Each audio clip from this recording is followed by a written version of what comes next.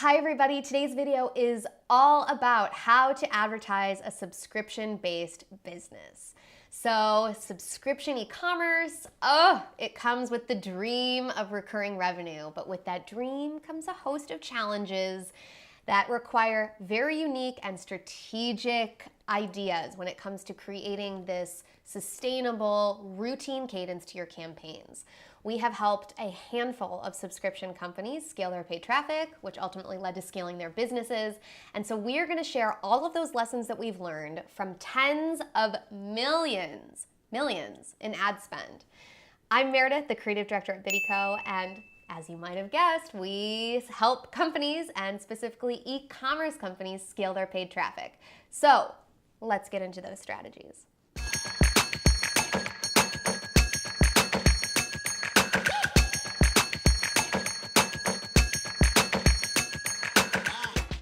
First things first, let's talk about LTV and CAC. So if you are new to this world, LTV equals lifetime value, and CAC is the cost to acquire a customer. So the cost to acquire a subscription business is going to be the North Star of your campaigns. And in order to figure out this number, we first need to figure out the LTV. Let's say your box is $25 a month. Let's say that your cost of goods sold, shipping, fulfillment, all of that is about $9. And then that leaves you with about $16 after everything is said and done. So let's say that on average, a customer sticks around for about 6 months. We're gonna multiply 16 times 6, and you are gonna get $96. So that gives us our lifetime value. Now we know that in order to acquire a customer, we have to hit below $96. And then the last step is you've got to factor in cash flow. So say you're acquiring customers for $50, that's incredible because it's well below your LTV. But if you don't have the cash to sustain that time in between the payback period for, when you finally end up collecting that money, you could end up bankrupting your business. Successful campaigns can be too successful, in fact. And so you have to make sure that you have to have the cash flow to sustain that in-between period. The second strategy is you want to push for annual and semi-annual subscribers and subscriptions. So this strategy is going to directly help with what we just talked about, which is cash flow. And I would say that cash flow kind of sits at the heart of the obstacles of all obstacles for most subscription-based companies. And so, if you can get somebody pay 6 months up front or the whole year up front, you're already starting in the green. You're not starting from a deficit, and therefore you have a much larger reserve to pull from. This can be helpful with all sorts of things, not only just internal costs, but providing the fuel for your campaigns when things are really, really working. So how do you get somebody to sign up for a full year as opposed to a very convenient month-to-month option? And a good start is with discounts, but it doesn't just stop at discounts. What you can do is offer a significant discount on, kind of their first box that they receive. So it's not off of the entire annual or semi-annual fee, but you can also offer extra perks. That's a really good way to incentivize someone. So maybe they're getting something free. Maybe it's a free physical item. Maybe it's a free, exclusive access to some type of content or some type of event. Whatever it is, think about all the different ways that you can add value to somebody who's giving you all of the money from the get-go. The third suggestion is to make it a really, really good, irresistible offer. So yes, you can whittle away in the back end of your campaigns with optimizations and little ninja hacks and something you read on Reddit or Quora or whatever. You read an article and you want to try this little strategy. Point is that nothing is ever going to compare to the actual product itself. So you want to make it undeniable that someone is going to click or swipe up to purchase, because nowadays it kind of feels like there are a lot of subscription boxes and a lot of them are kind of starting to look the same. So what makes yours different? Is there another product or a surprise or a bonus that you can offer that's going to push someone over the edge to purchasing yours instead of the other guys?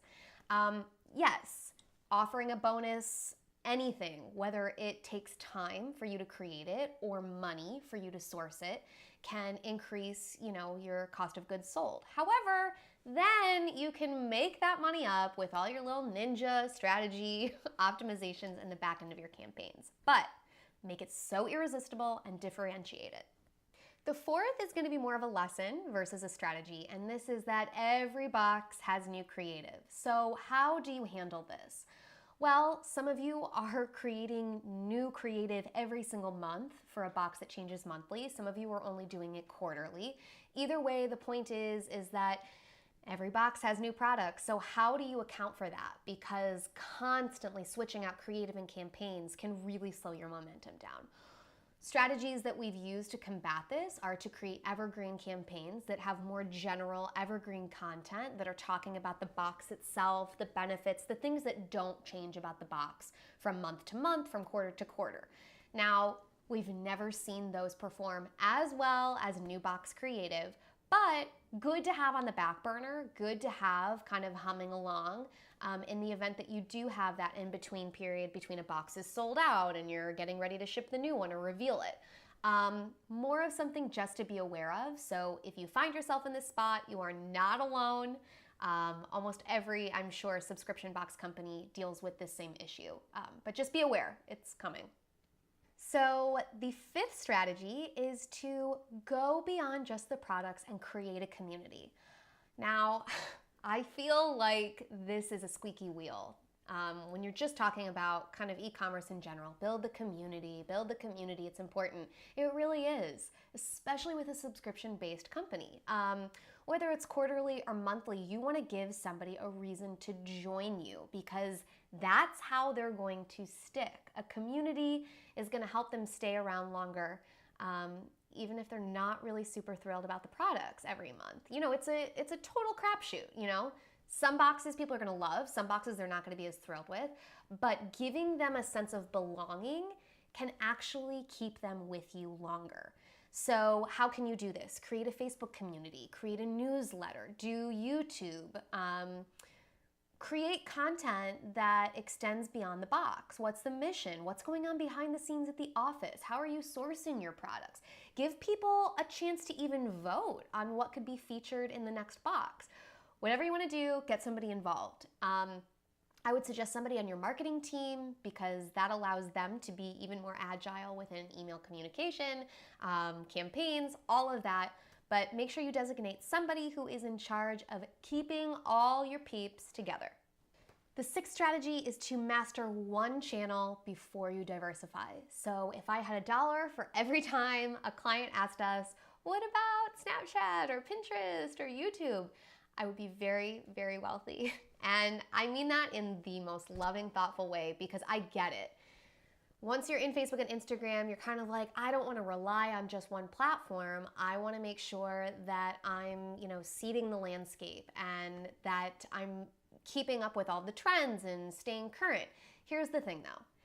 Facebook and Instagram, I'm just going to consider them one because they're fueled by the same platform, is by far the most complex, strategic, and intelligent advertising platform for social that exists. So master that one. The rule of thumb is spend about $100,000 a month before you decide to move forward with any other platforms because here is the real. If you cannot get your campaigns going on Facebook and Instagram, I can almost guarantee that you're not going to be able to get them humming and running on any of the other platforms. Number 7 is to advertise to canceled subscribers. So this is something that I think there's a little pushback on, but here's the thing. If you have a great product and somebody canceled, it's probably just because they didn't like, one or two of the boxes. If you've made huge changes to sourcing new products or you have a new buyer or you have a totally new strategy on what you're offering to customers, let them know that. You can do this by showing, videos of customers opening their boxes, testimonials, press pieces, anything that's going to help bring somebody back, even a discount to incentivize them. But they signed up once, which means the likelihood is that they could sign up again if you give them a really good reason to. So go after people who've canceled. There's no reason not to. The last strategy would be strike while the iron is hot, hot, hot heat. Okay, I really mean this. And this goes for anybody who is advertising on social. It will not last. When you are on a hot streak, it's never gonna be hot 365 days of the year. Pump the fuel, okay? That is the time. It's like the stock market. When the market is up and cruising and grooving and you are making money, that is not the time to be like, I'm gonna pull all of my money out of the market. Put the money in. Make sure that you're watching it closely, and once you start seeing kind of telltale signs of things starting to recede and pull back, then you can pull your spend down. But when it is working, let it work. I really mean that. Like, pump the heat, not the brakes. Before I do our roundup, I just want to make one comment about subscription-based businesses. And if you have gotten all the way through this video and you don't have a subscription business, good for you, because here's a little tip. Think about what you can create within your e-commerce company that has a subscription offering. A lot of times we see in the comments or the review section of very popular products for some of our clients, customers want a way to have a recurring order. So if you don't currently offer a subscription option for your customers, especially for your super buyers, you're missing out on easy, reliable revenue. So I don't know what that looks like for your back end. It's gonna be different depending on what platform you're on, but if you can create that option, think about it. Identify what your most popular products are and offer it. Do it as a test. You don't have to keep it up there forever, but you might be surprised at how many people want that recurring shipment of their favorite go-to. So I hope this was helpful. While I'm talking, we're gonna put up to the side just a little list of the takeaways just so you can refer back to them. But the point is that make your product different. Don't underestimate the value of an extra or a special or some type of secret offer to incentivize them to either spend more, buy more, refer people, whatever it is. And if you're watching this and you have a subscription-based business and you're like, oh my God, we have literally been running into all of these problems and we really need somebody to take the wheel. Let us take it. I can't believe I just did that on video. I could cut it, but I'm not going to. Anyways, the point is, get in touch with us below. There will be a link to reach us in the comment section or the notes section. Wherever you're watching this, it'll be different. And I will be back next week with a video all about e-commerce, all about social advertising, all about whatever I choose to talk about. Anyways, I hope you guys have a great day, and I will see you later.